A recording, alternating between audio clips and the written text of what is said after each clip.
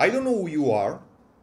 I don't know if you are new to the trading and investing world or if you are experienced.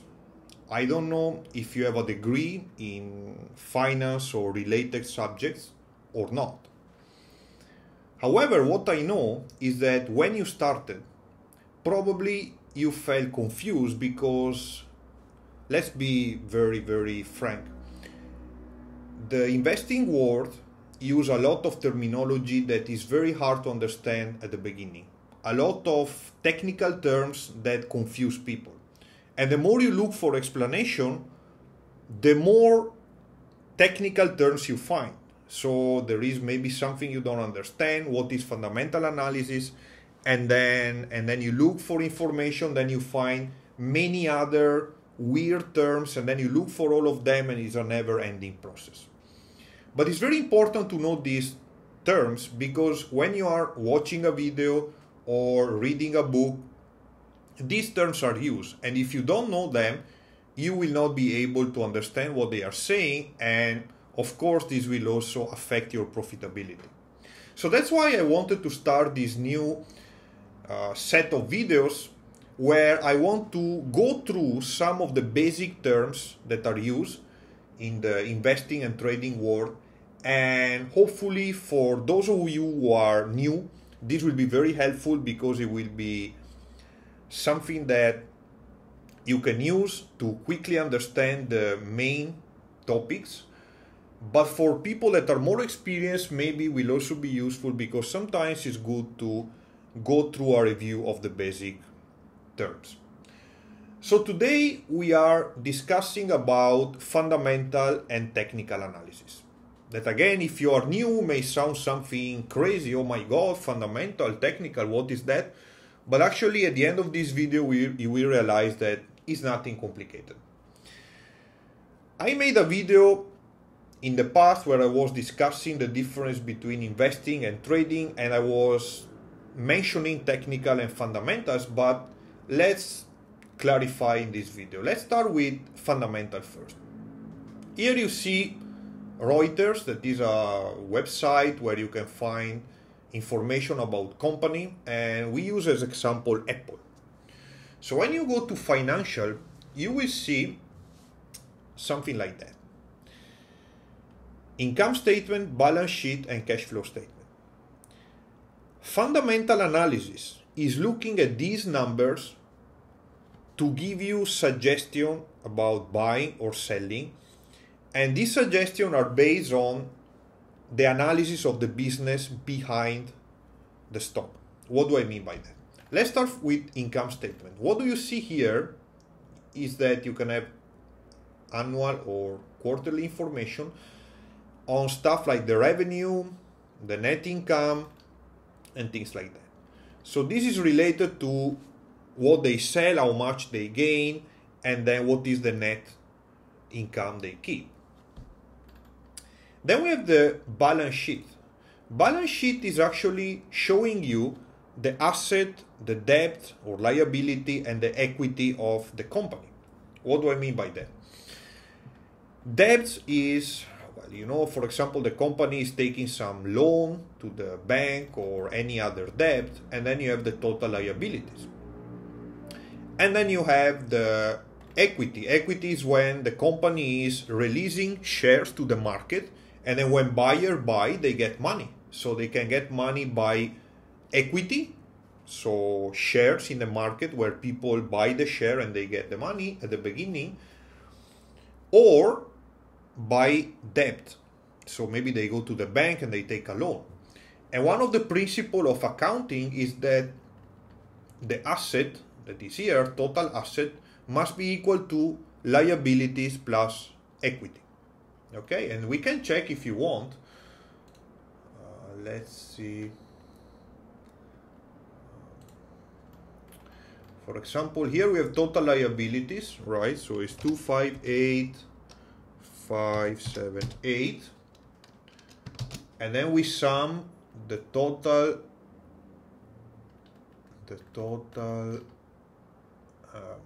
equity, 107,147, and then we should get That's right, the total asset, 365,725. You see, it's the same number. So this means that, again, this principle of accounting, that total asset is equity plus liability, is true. And what about the cash flow? Well, if you look at the cash flow, you have, as the name said, cash flow. Why is it important? Because in the income statement you can see things like revenues. But if I record a sale, then maybe we get the cash later. So it may be good to know what happens in terms of cash flow, because a company may be recording a lot of sales and revenues, but actually if the money is coming much later, this can be a problem, especially if there is a lot of debt and you have to repay debt or interest. So what is the idea of fundamental analysis? Looking at these things like income statement, balance sheet, cash flow statement, understanding the strength of the company. And in addition, deriving what is called intrinsic value. Because remember, when you do fundamental analysis that is linked to usually long-term investing, you want to buy the business that is behind the share. So if the business is good and the price is good, then you can buy. So if the business is good, how to know? Well, you look at these numbers.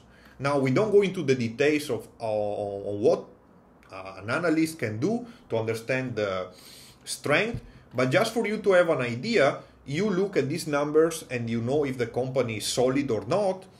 And then after that, again, from these numbers, you can derive a fair value or intrinsic value for the company. And I made a video about the real estate investment trust in Singapore where I was showing a few methods that you can use to derive this number.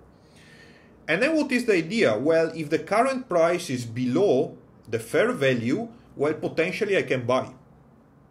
Okay? So in this way, we want to buy a business, but we don't want to overpay for the business. So this is the idea of fundamental analysis. Let's move to technical analysis. So technical analysis is what? Analysis of the price chart. And here again, we have Apple. We are using TradingView, that is a free website where you can see charts. And if we click here, we can even see the usual Japanese candlestick. This kind of green and red bars. What is the idea of technical analysis? The idea is that by looking at the price movement, you want to find some kind of insight that is used to decide if you want to buy or sell. And to do that, usually technical analysts or chartists, sometimes they are called, they derive indicators that can be based on volume or price or combination of both. And what is the idea? The idea is that these indicators can help you understand what will happen next. Of course, it's not a prediction, nobody knows, but at least you should know with more what is more likely to happen. And we can see some of them here. For example, let's see. Well, Bollinger Bands is very common. So what is Bollinger Band? Is this kind of thing you see here. So this line in the middle is a moving average. Okay, so moving average is basically the average of the last, in this case, 20 days price, closing price. And then here you have these two lines that are related to the volatility. So some people, they trade this way. They say, well, when the price is touching the upper band and you see that the price is going down, for example, with a red candle, then you can short sell. And when the price, on the other hand, is touching the lower band and then you see a bullish candle, so a green candle, then you can potentially buy. So this is one example. Then we have, let's see, other indicators. Well, one very, very common that I also mentioned right now is the moving average. Okay, so the moving average is this line. This is the 9. We can change. For example, 50 is quite common.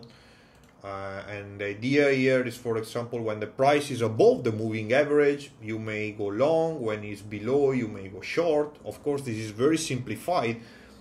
People also combine these indicators, but what is the idea? If you look at the list of indicators, you will realize there are it's a never-ending list.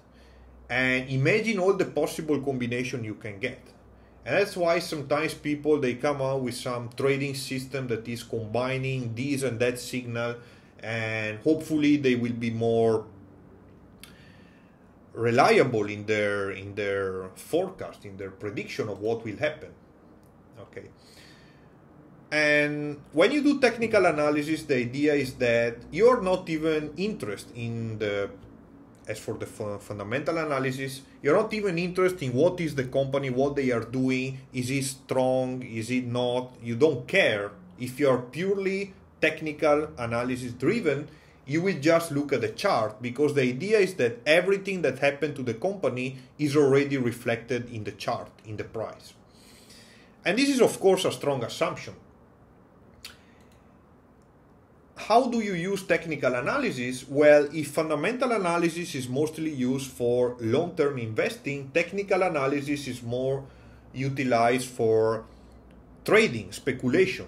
Because as I said, you are not buying the business behind the stock, you're just looking at the chart, and if it's more likely that the price is going up, you buy, and if otherwise you sell. That's all.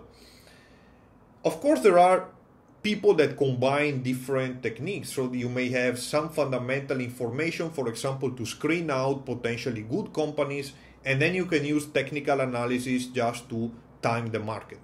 So to say, okay, if I want to buy this company that is strong fundamentally, I put it on my watch list, and when the chart is good enough according to your technical criteria, you buy. So this is also possible. Anyway, to summarize, fundamental analysis, looking at things like income statement, balance sheet, cash flow, to do what? To derive first an intrinsic value, to understand if the price, the current price is below the intrinsic value, so is good, potentially you can buy, or if the price is too high given the current intrinsic value, so you should wait for a retracement.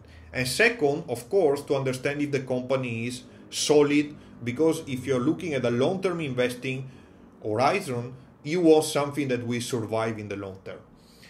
On the other hand, technical analysis, looking at charts, looking at price pattern, looking at indicators, and finding strategies that tell you when to buy or sell according to what is happening in terms of price and volume. And again, technical analysis is mostly used for short-term trading speculation. So I hope this video clarifies what are the differences between fundamental and technical analysis. If you have any questions, please write a comment below the video. I will reply. And also, if you have requests for some of these terms or concepts that are confusing to you, again, write me a comment, and if possible, I will make a video to explain that. And with that, I would like to thank you for watching, and as usual, see you next time.